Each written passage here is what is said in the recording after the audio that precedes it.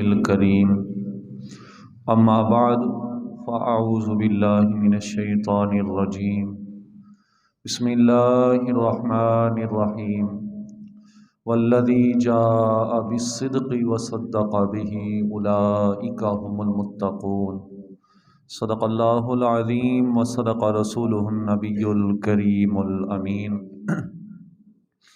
قال الله تبارك وتعالى في شان حبيبه مخبرا وآمرا إن الله وملائكته يصلون على النبي يا أيها الذين آمنوا صلوا عليه وسلموا تسلیما۔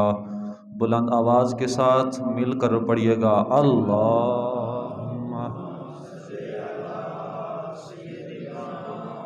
محمد وعلى آل سیدنا محمد وأصحاب سیدنا محمد وبارک وسلم علیہ الصلاة والسلام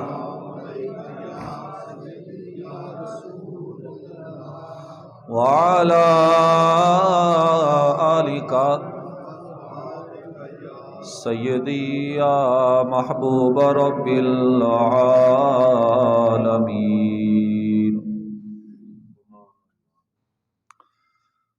اللہ تبارک و تعالی کی حمد و ثنا کے بعد جو ہمارا سچا خالق اور مالک ہے، اور کروڑہاں درود اس پیارے محبوب کریم آقا علیہ الصلاۃ والسلام پر کہ جس نے ہم سب کو اندھیروں سے نکال کر اجالوں میں ڈالا، جس نے ہم سب کا تعلق خالق حقیقی سے جوڑا، جس نے ہم سب کو صراط مستقیم دکھایا، جس نے ہم سب کو رب کی عبادت کا سلیقہ بتایا۔ دعا گو ہوں کہ خالق کائنات آپ کو اور مجھے ہم سب کو اس نبی علیہ الصلاۃ والسلام کے ساتھ وابستہ رہنے کی توفیق عطا فرمائے، اور اسی بابرکت دن کے صدقے آپ کی اور میری کامل بخشش اور مغفرت فرمائے۔ عزیزان گرامی، آج کا جو میرا عنوان ہے وہ ہے فضائل صدیق اکبر رضی اللہ تعالی عنہ۔ ٹھنڈ کا موسم ہے، اور اس ٹھنڈ کے موسم میں آپ خود نے بھی گرم ہونا ہے، مجھے بھی گرم رکھنا ہے، اور وہ کس طرح سے ہوں گے؟ آپ میرا ساتھ دیں گے، میں آپ کا ساتھ دوں گا، گرمی خود بخود پیدا ہو جائے گی۔ عزیزان گرامی، یاد رکھیں زندگی کا ایک مقصد ہے ہمارا، ہم سب کی زندگی کا ایک مقصد ہے۔ کسی کا مقصد ہے کہ میں پڑھ لکھ کر ڈاکٹر بن جاؤں، کسی کی زندگی کا مقصد ہے کہ میں وکیل بن جاؤں، کسی کی زندگی کا مقصد ہے کہ میں جج بن جاؤں، کسی کی زندگی کا مقصد ہے کہ میں وزیر اعظم بن جاؤں، کسی کی زندگی کا مقصد ہے کہ میں MNA MPA وغیرہ وغیرہ بن جاؤں۔ اس ٹارگٹ، اس زندگی کے مقصد کو حاصل کرنے کے لیے وہ شب و روز محنت کرتا رہتا ہے، ایسا ہے نا؟ اپنی زندگی کے مقصد کے لیے، اپنی زندگی کے مقصد کے حصول کے لیے وہ شب و روز محنت کرتا رہتا ہے تاکہ وہ اپنے مقصد تک پہنچ جائے۔ ایک ذات ہے جناب سیدنا صدیق اکبر رضی اللہ تعالی عنہ کی، وہ بھی عرض کرتے ہیں آقا میری بھی زندگی کی 3 خواہشیں ہیں۔ میری بھی زندگی کے 3 مقاصد ہیں۔ یا رسول اللہ میری زندگی کے مقصد 3 ہیں۔ پہلا کون سا مقصد ہے؟ روح البیان کے اندر موجود، اس کا ذکر خود سیدنا صدیق اکبر کرتے ہیں۔ پہلی زندگی کا مقصد کیا ہے؟ دیکھیں، ہم نے محنت کرنی ہے، ہماری خواہش ہے کہ ہمارے پاس مال آئے، ہماری زندگی کا مقصد ہے کہ ہمارے محلات بنے۔ سیدنا صدیق اکبر کی پہلی خواہش کیا ہے؟ آقا میری پہلی خواہش یہ ہے کہ مال میرا ہو اور وہ سارا مال آپ کے قدموں میں قربان کر دوں۔ ہماری زندگی کا مقصد مال آئے، اقتدار آئے، محلات بنائیں، لیکن سیدنا صدیق اکبر رضی اللہ تعالیٰ عنہ آپ اپنی زندگی کا پہلا مقصد بیان کرتے ہیں، آقا اللہ نے مال دیا ہے، خواہش یہ ہے کہ وہ مال آپ کے قدموں میں قربان کر دوں۔ جاگ رہے اور ٹھنڈے تو نہیں پائے گے جی؟ دوسری خواہش، ہماری خواہش یہ ہے، اولاد ہے ہماری تو وہ اولاد ہماری فرما بردار بھی ہو، ہماری خدمت گزار بھی ہو، ہمارا سہارا بھی بنے ہماری اولاد۔ لیکن قربان جائیں صدیق اکبر کی دوسری خواہش پر، آپ عرض کرتے ہیں آقا میری دوسری خواہش یہ ہے اولاد میری ہو اور وہ میں آپ کے قدموں میں قربان کر دوں۔ اسی لیے تو نبی علیہ السلام کے نکاح میں سیدنا صدیق اکبر کی صاحبزادی حضرت عائشہ صدیقہ رضی اللہ تعالی عنہا کے نکاح میں آئی۔ نبی علیہ السلام کے نکاح میں حضرت عائشہ صدیقہ رضی اللہ تعالی عنہا آئی، اور صحیح بخاری کی حدیث کے مطابق، اور وہ شہزادی جو ہے نبی علیہ السلام کے ازواج میں سے سب سے زیادہ محبوب ترین زوجہ بنی ہے۔ اچھا، تیسری خواہش کا اظہار کیا، یا رسول اللہ پہلی خواہش کہ میرا مال ہو اور وہ بھی آپ کے قدموں میں قربان کر دوں، دوسری خواہش میری اولاد وہ بھی آپ پر قربان کر دوں۔ یا رسول اللہ تیسری خواہش وہ کچھ میں اپنے لیے مانگنا چاہتا ہوں، کچھ میں اپنے لیے مانگنا چاہتا ہوں۔ مانگو ابو بکر کیا مانگنا ہے؟ یا رسول اللہ تیسری خواہش جو میں اپنے لیے مانگنا چاہتا ہوں وہ یہ ہے کہ النظر الی وجہک یا رسول اللہ، یا رسول اللہ میری تیسری خواہش یہ ہے کہ آنکھیں میری ہوں اور چہرہ آپ کا ہو، بس میری آنکھیں آپ کا دیدار کرتی رہیں، بس میری آنکھیں آپ کا دیدار کرتی رہیں۔ یا رسول اللہ میری یہ خواہش ہے کہ آنکھیں میری ہوں، چہرہ آپ کا ہو، بس میری نظریں آپ کے چہرہ کا طواف کرتی رہیں، میری تیسری خواہش یہ ہے۔ گھر لٹا کے آن بیٹھے آپ تیری نظر کے سامنے، اب تم ہمارے سامنے، ہم آپ کے سامنے۔ تیسری خواہش کا اظہار کیا۔ پھر صحابہ کرام علیہم رضوان فرماتے ہیں نا کہ جب بھی محفل سجی ہوتی، ابو بکر بیٹھے ہوتے، مصطفیٰ بیٹھے ہوتے، بس مصطفیٰ کے چہرے پر جو ہے ابو بکر کی نظریں ہوتی، بس چہرہ مصطفیٰ کا ہوتا، نظریں ابو بکر کی ہوتی، بس انہی کو تکتے رہتے تھے، دنیا کو بھول جاتے تھے۔ اچھا، پھر یہ خواہش مصطفیٰ نے اپنے یار کی کیسے پوری کی؟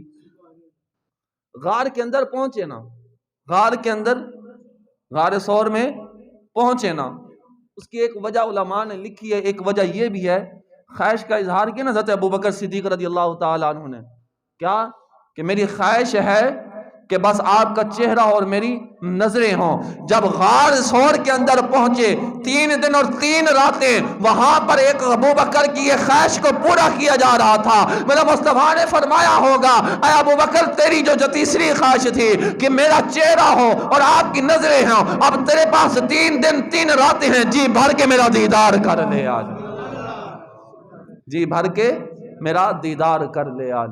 پھر حضرت عائشہ صدیقہ رضی اللہ تعالیٰ عنہ، شہزادی ابو بکر صدیق رضی اللہ تعالیٰ عنہ کی، آپ فرماتی ہیں سارا دن سیدنا صدیق اکبر رضی اللہ تعالیٰ عنہ مصطفیٰ کے پاس گزارتے، سارا وقت مصطفیٰ کی خدمت کرتے ہوئے گزارتے، لیکن جب رات کا وقت ہوتا نا آرام کرنے کے لیے آتے، ایسے تڑپتے رہتے تھے مصطفیٰ کی یاد میں، ایسا لگتا تھا کہ کئی سال ہو گئے مصطفیٰ کو دیکھا ہی نہیں میرے باپ نے۔ یہ تھی محبت، اور مقام کیا پایا، شان کیا ہے۔ ایک دن نا میرے مصطفیٰ کریم آقا علیہ الصلوۃ والسلام نے جبرائیل سے پوچھا کہ جبرائیل، اگر اللہ آپ کو آپشن دے، اختیارات دے، اللہ آپ کو اگر اختیار دے کہ آپ کو نوری سے ہم بشر بنا دیتے ہیں، تو آپ کون سا بشر بننا پسند کریں گے؟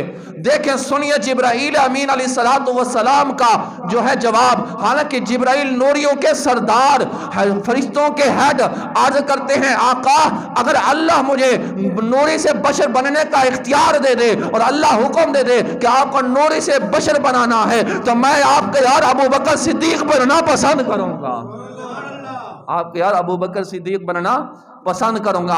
تو ابو بکر کی شان یہ ہے، مقام یہ ہے کہ جبرائیل کی بھی حسرت ہے کہ اگر میں بھی بشر بنوں تو وہ ابو بکر صدیق جیسا بنوں، ابو بکر صدیق جیسا بنوں۔ اس لیے تو حضرت مولا علی کرم اللہ وجہ کریم کے ساتھی کہا کرتے تھے نا، کہتے تھے نا کہ ہم نے کئی مرتبہ حضرت مولا علی مشکل کشا شیر خدا کرم اللہ وجہ الکریم کو منبر رسول پر بیٹھ کر قسم کھا کر یہ کہتے ہوئے سنا ہے کیا کہ انزل اللہ اسم ابی بکر من السماء الصدیق، جو اللہ رب العزت جو حضرت ابو بکر صدیق رضی اللہ تعالی عنہ کا لقب ہے الصدیق، اللہ نے خود آسمان سے اتارا ہے، اللہ نے خود آسمان سے اتارا ہے۔ اچھا یہ بھی یاد رکھیں یہ سارے چنے ہوئے ہیں، یہ اتفاقی طور پر نہیں، یہ سارے چنے ہوئے ہیں، اللہ نے ان صحابہ کو چنا ہے اپنے یار کی خاطر، اپنے یار کی خاطر ان تمام صحابہ کو چنا ہے۔ اس لیے تو نبی علیہ الصلوۃ والسلام نے فرمایا نا ان اللہ اختارنی، پوری کائنات میں سے اللہ نے مجھے چنا ہے، پوری کائنات میں سے۔ پھر فرمایا واختار لی اصحابی، کہ پھر میرے لیے اللہ نے میرے اصحابوں کو چنا ہے، صحاب کو چنا ہے۔ اصحاب یہ جمع ہے نا، جب یہ جو ہے اس پر یا آ جائے نا، صحاب کے ساتھ یا آ جائے تو یہ کلیت پر دلالت کرتی ہے، جمع جب مضاف ہو تو یہ کلیت پر دلالت کرتی ہے۔ گویا کہ کریم آقا علیہ الصلوۃ والسلام نے فرمایا کہ میرے تمام صحابہ میرے لیے رب نے پہلے ہی چنے لیے تھے، میرے لیے پہلے ہی چن لیے تھے۔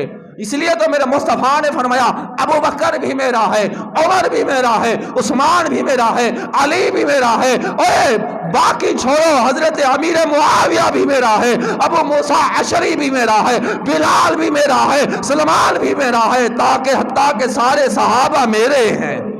اور یہ بھی بات یاد رکھیں، یہ بڑا سخت جملہ ہے لیکن معذرت کے ساتھ ان کے لیے بنتا ہی یہی جملہ ہے۔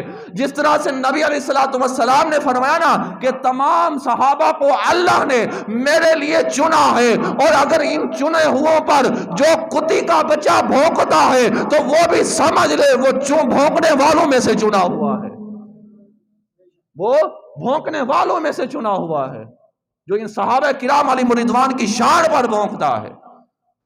شرم نہیں آتی کہ تم صحابہ کرام علیہم رضوان کی شان پر بھونکتے ہو؟ تمہیں پتہ نہیں ہے یہ وہ ہیں کہ جن کے بغیر تمہارا ایمان بھی کامل نہیں ہو سکتا، ایمان بھی کامل نہیں ہو سکتا۔ اس لیے نبی علیہ الصلوۃ والسلام نے فرمایا یہ سارے صحابہ کو اللہ نے میرے لیے چنا ہے۔ اچھا ایک اور بات، نبی علیہ الصلوۃ والسلام نے فرمایا نا کہ سارے صحابہ کو اللہ نے میرے لیے چنا ہے، پھر میرے مصطفیٰ نے ساتھ یہ بھی فرمایا منبر پر تشریف فرما تھے کہ مجھے بے اختیار نہ سمجھنا، ان چنوں میں سے بعض کو اللہ نے میرا وزیر بنا دیا اور بعض کو میرا وزیر مددگار بنا دیا ہے، بعض کو میرا اور بعض کو مددگار بنا دیا ہے۔ کریم آقا علیہ الصلوۃ والسلام نے فرمایا میرے 2 وزیر زمین پر ہیں اور 2 وزیر آسمان پر بھی ہیں، میرے 2 وزیر زمین پر ہیں اور 2 وزیر آسمان پر ہیں۔ اچھا وزیر کن کے ہوتے ہیں؟ بادشاہوں کے وزیر ہوتے ہیں۔ اس سے پتہ چلا میرے مصطفیٰ یہ فرما رہے ہیں کہ میری حکومت زمین پر بھی چلتی ہے، میری حکومت آسمان پر بھی چلتی ہے، اللہ کی عطا سے، اللہ کی عطا سے میری حکومت زمین پر بھی چلتی ہے، میری حکومت آسمان پر بھی چلتی ہے۔ اچھا میرے مصطفیٰ کریم آقا علیہ الصلوۃ والسلام نے یہ نہیں فرمایا کہ للہ وزیرن، کیا فرمایا؟ وزیر علی، اللہ نے میرے لیے وزیر 2 آسمان میں چنے اور 2 زمین پر چنے، اور 2 وزیر کون سے تھے زمین پر؟ حضرت ابو بکر صدیق اور حضرت عمر فاروق، اور آسمان پر 2 وزیر کون سے تھے؟ جبرائیل جاگ رہے ہیں ماشاءاللہ. ہاں جی، دو جو وزیر جبرائیل علیہ السلام اور میکائیل علیہ السلام، یہ اللہ کے وزیر. کریم آقا علیہ السلام اللہ نے اپنے محبوب کے وزیر بنائے. کریم آقا علیہ السلام نے یہ نہیں فرمایا کہ یہ وزیر ہے، یہ نہیں فرمایا کہ یہ وزیر ہیں. کیا فرمایا؟ کہ یہ میرے وزیر ہیں، یہ میرے وزیر ہیں. یہ نہیں فرمایا کہ یہ وزیر ہیں. اگر فرما دیتے کہ یہ وزیر ہیں، کسی کو شبہ ہو سکتا تھا، شک ہو سکتا تھا کہ جس طرح باقی بادشاہوں کے وزیر ہوتے ہیں اسی طرح یہ بھی وزیر ہیں، کیونکہ بادشاہت آتی جاتی رہتی ہے، بادشاہت پھر ختم بھی ہو جاتی ہے، تو پھر اس بادشاہت کے ساتھ وزارت بھی ختم ہو جاتی ہے. نانا بلکہ فرمایا یہ میرے وزیر ہیں. یہ بات کہہ کر میرے مصطفیٰ نے یہ ثابت کیا کہ جس طرح تا قیامت تک میری صدارت نہیں ختم ہوگی، اسی طرح ان کی وزارت بھی ختم نہیں ہوگی. اسی طرح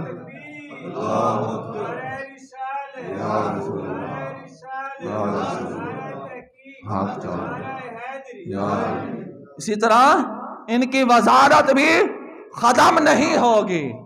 اور یاد رکھیں، بعض ایسا طبقہ ہے، بعض ہمارے مسلک اہل سنت و جماعت کے عقائد کے اندر ایسی بھیڑیاں بھی ہیں جو مسلک کو کاٹنے کی کوشش کریں. کھاتے بھی انہی کا ہیں اور کاٹتے بھی انہی کو ہیں، کاٹتے بھی انہی کو ہیں. ہر ایرے غیرے نتھو غیرے سب سے میں ہی کہہ رہا ہوں. یہ اللہ نے فرمایا نا، جس طرح محبوب نے فرمایا کہ اللہ کے نے وزیر میرے لیے بنائے، دو آسمانوں پر اور دو زمین پر، جو سب سے افضل اور اعلیٰ تھے وہ وزیر بنائے. کیسے؟ اگر آپ کسی بھی عالم دین سے یا مفتی صاحب سے سوال کریں نہ، پوچھیں جو آسمانوں پر سب سے فرشتوں میں سب سے زیادہ جو افضل اور اعلیٰ ہیں وہ کون ہیں، تو وہ آپ کو بتائیں گے سب سے افضل اور اعلیٰ جو ہیں تمام فرشتوں میں سے پہلا نمبر جبرائیل کا، پھر میکائیل کا ہے. یہ سب سے افضل اور اعلیٰ ہیں. اب سمجھانا یہ چاہتا ہوں، جو صحابہ پر بھونکتے ہیں نا، جو نہیں مانتے سیدنا صدیق اکبر کا پہلا نمبر نہیں مانتے، ان کے لیے ہے کہ جس طرح میرے محبوب نے فرمایا کہ دو میرے وزیر آسمان پر، دو وزیر زمین پر، جس طرح اللہ نے آسمان کے وزیر محبوب کے لیے وہ بنائے جو سب سے اعلیٰ اور افضل تھے، اسی طرح زمین پر بھی وزیر وہی بنائے جو سب سے افضل اور اعلیٰ تھے، سب سے افضل اور اعلیٰ تھے وہ وزیر بنائے. تو پتہ نہیں ہے کہ سیدنا صدیق اکبر کا پھر اس لیے پہلا ہی نمبر آتا ہے، پہلا ہی نمبر آتا ہے. اور یاد رکھیں سیدنا صدیق اکبر رضی اللہ تعالیٰ عنہ چنے ہوئے ہیں نا صحابہ. کسی بھی آپ عالم دین سے پوچھیں، اللہ نے دو گروہوں کا خود انتخاب فرمایا، دو گروہوں کو خود چنا ہے. کسی عالم دین سے پوچھیں کہ وہ دو گروہ کون سے، وہ آپ کو لکھ کر دیں گے. پہلے انبیاء ہیں جن کا انتخاب، جن کو چنا اللہ نے، پھر اللہ نے اپنے یار کی خاطر جن کو چنا وہ صحابہ کرام علیہم رضوان کی ذات ہے، صحابہ کو چنا ہے. تو انہیں میں صحابہ میں سے جو پہلے نمبر پر ہیں وہ سیدنا صدیق اکبر رضی اللہ تعالیٰ عنہ ہیں. کیوں؟ اس لیے کہ سب سے پہلا جنہوں نے کلمہ پڑھا وہ سیدنا صدیق اکبر رضی اللہ تعالیٰ عنہ کی ذات ہے. جو سب سے پہلے صحابی رسول بنے وہ بھی سیدنا صدیق اکبر رضی اللہ تعالیٰ عنہ ہیں. جو ہجرت میں سب سے پہلے شامل ہوئے وہ بھی سیدنا صدیق اکبر رضی اللہ تعالیٰ عنہ ہیں. جو سب سے پہلے مومن بننے کا جنہوں نے اعزاز حاصل کیا وہ بھی سیدنا صدیق اکبر رضی اللہ تعالیٰ عنہ ہیں. جنہوں نے 40,000 دینار کریم آقا علیہ السلام کے قدموں میں قربان کیے وہ بھی سیدنا صدیق اکبر رضی اللہ تعالیٰ عنہ کی ذات ہیں. جن کے دروازے پر نبوت چل کے خود گئی وہ بھی سیدنا صدیق اکبر رضی اللہ تعالیٰ عنہ کی ذات مبارکہ ہے. جنہوں نے بلال کو آزاد کرایا وہ بھی سیدنا صدیق اکبر رضی اللہ تعالیٰ عنہ ہیں. اور جنہوں نے عامر بن مغیرہ کو آزاد کرایا وہ بھی سیدنا صدیق اکبر رضی اللہ تعالیٰ عنہ ہیں. جن کے کندھے پر کریم آقا علیہ السلام خود تشریف فرما ہوئے وہ بھی سیدنا صدیق اکبر رضی اللہ تعالیٰ عنہ کی ساتھ ہے۔ غار سور میں جو سب سے پہلے داخل ہوئے وہ بھی سیدنا صدیق اکبر رضی اللہ تعالی عنہ کی ذات مبارکہ ہے۔ جنہوں نے سانپ کا ڈسنا برداشت کیا وہ بھی سیدنا صدیق اکبر ہیں، اور جنہوں کے ایڑی مبارک پر نبی علیہ السلام نے اپنا لعاب لگایا وہ بھی سیدنا صدیق اکبر ہیں، اور جن کی جھولی میں میرے مصطفیٰ نے آرام فرمایا وہ بھی سیدنا صدیق اکبر ہیں۔ جو غار سے سب سے پہلے نکلے وہ بھی سیدنا صدیق اکبر ہیں۔ جس کو قرآن نے رب ثانی اثنین کہا وہ بھی سیدنا صدیق اکبر ہیں۔ جس کو قرآن نے والذی جاء بالصدق کہا وہ بھی سیدنا صدیق اکبر ہیں۔ جس کو قرآن نے اولئک هم المتقون کہا وہ بھی سیدنا صدیق اکبر ہیں۔ جس کو قرآن نے اذ یقول لصاحبہ کہا وہ بھی سیدنا صدیق اکبر ہیں۔ معبد کے جھوپڑی پہ جو پہلے پہنچا وہ بھی سیدنا صدیق اکبر رضی اللہ تعالیٰ عنہ ہے۔ قباء کے مقام پر جو سب سے پہلے پہنچے وہ بھی سیدنا صدیق اکبر رضی اللہ تعالیٰ عنہ ہے۔ قباء کے مقام پر پہنچ کر کریم آقا علیہ السلام کے لیے چادر جنہوں نے تانی وہ بھی سیدنا صدیق اکبر رضی اللہ تعالیٰ عنہ ہے۔ قباء کے مقام پر نبی علیہ السلام کے لیے جو صاحبان بن کے کھڑا ہوا وہ بھی سیدنا صدیق اکبر رضی اللہ تعالیٰ عنہ ہے۔ قباء کے لیے جنہوں نے ایک اینٹ رکھی وہ بھی سیدنا صدیق اکبر رضی اللہ تعالیٰ عنہ کی ذات ہے۔ نبی کی زندگی میں جنہوں نے نماز پڑھائی وہ بھی سیدنا صدیق اکبر رضی اللہ تعالیٰ عنہ ہے۔ بدر کے مقام میں جو سب سے پہلے پہنچے وہ بھی سیدنا صدیق اکبر رضی اللہ تعالیٰ عنہ ہے۔ بدر کے مقام پر پہنچ کر خیمے کے اندر سجدے کی حالت میں نبی علیہ السلام کو جنہوں نے سینے سے لگایا وہ بھی سیدنا صدیق اکبر رضی اللہ تعالیٰ عنہ کی ذات ہے۔ صلح حدیبیہ جس نے مشورہ دیا وہ بھی سیدنا صدیق اکبر رضی اللہ تعالیٰ عنہ کی ذات ہے۔ حضرت عثمان بن عفان کو جس نے روانہ کرایا وہ بھی سیدنا صدیق اکبر رضی اللہ تعالیٰ عنہ کے ذات ہیں۔ فتح مکہ میں جو ساتھ تھے وہ بھی سیدنا صدیق اکبر رضی اللہ تعالیٰ عنہ کے ذات ہیں، اور غزوہ خندق میں جو کھڑا رہا وہ بھی سیدنا صدیق اکبر رضی اللہ تعالیٰ عنہ کے ذات مبارکہ ہیں۔ کریم آقا علیہ السلام نے جس کو اپنے مسلح کا وارث بنایا وہ بھی سیدنا صدیق اکبر رضی اللہ تعالیٰ عنہ کی ذات ہے۔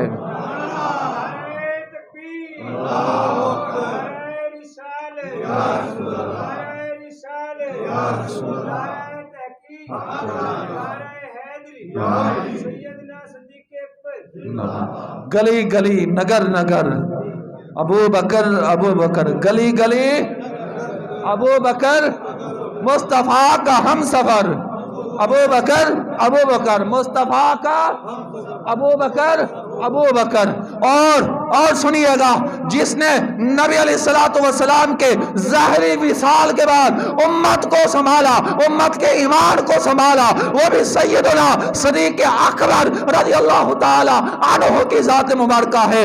اور جنہوں نے مشرکین کا زکوٰۃ کا بائیکاٹ کیا وہ بھی سیدنا صدیق اکبر رضی اللہ تعالی عنہ کی ذات مبارکہ ہے۔ اور جس نے مسالمہ کذاب کا خاتمہ کیا وہ بھی سیدنا صدیق اکبر رضی اللہ تعالی عنہ کی ذات مبارکہ ہے۔ اور جو روزے کے اندر نبی علیہ السلام کے بعد سب سے پہلے جا کر آرام کرنے والے وہ بھی سیدنا صدیق اکبر رضی اللہ تعالیٰ عنہ ہے۔ روزے میں نبی علیہ السلام کے بعد جو سب سے پہلے اٹھیں گے وہ بھی سیدنا صدیق اکبر رضی اللہ تعالیٰ عنہ ہے۔ اور جنت کے 8 دروازے جسے اپنی طرف بلائیں گے، پکاریں گے آ جا یہاں سے وہ بھی سیدنا صدیق اکبر رضی اللہ تعالیٰ عنہ کی ذات مبارکہ ہے۔ اور کل قیامت کے روز اللہ تبارک و تعالیٰ کا جلال ٹھنڈا کرنے کے لیے، غصہ ٹھنڈا کرنے کے لیے میرے آقا جس کے نام اعمال پیش کریں گے اللہ کی بارگاہ میں وہ بھی سیدنا صدیق اکبر رضی اللہ تعالیٰ عنہ کی ذات ہے۔ آدم سے لے کر عیسیٰ تک ساری امتیں باہر کھڑی ہوں گی، جو سب سے پہلے جنت میں جائیں گے وہ بھی سیدنا صدیق اکبر رضی اللہ تعالیٰ عنہ کی ذات ہے۔ صدیق اکبر رضی اللہ تعالیٰ عنہ کی ذات ہے۔ یہ ہم سیدنا صدیق اکبر، اگر ان کی شان آپ اور میں بیان کرنا چاہیں ہماری زندگی ختم تو ہو سکتی ہے لیکن ان کے فضائل بیان ہم سے نہیں ہو سکتے۔ ہجرت کی رات جب غار ثور میں پہنچے نا نبی علیہ السلام عرض کیا آقا آپ پہلے یہاں پر تشریف فرما ہوں، میں اندر جاتا ہوں ذرا غار کا مشاہدہ تو کر لوں۔ اندر جاتے ہیں، غار کو صاف کرتے ہیں، غار کو صاف کیا، جو سوراخ تھے نا سوراخ، اپنے تن کا لباس پھاڑ کر ان کو بند کیا، ایک سوراخ باقی رہ گیا تھا۔ تو میں یہ بھی بات کر دوں تو غلط نہ ہوگا، اپنے یار یعنی آقا کی خاطر ابو بکر صدیق نے تن کا لباس بھی قربان کر دیا، تن کا لباس بھی قربان کر دیا۔ صفائی کر لی، آقا اندر تشریف لائیے۔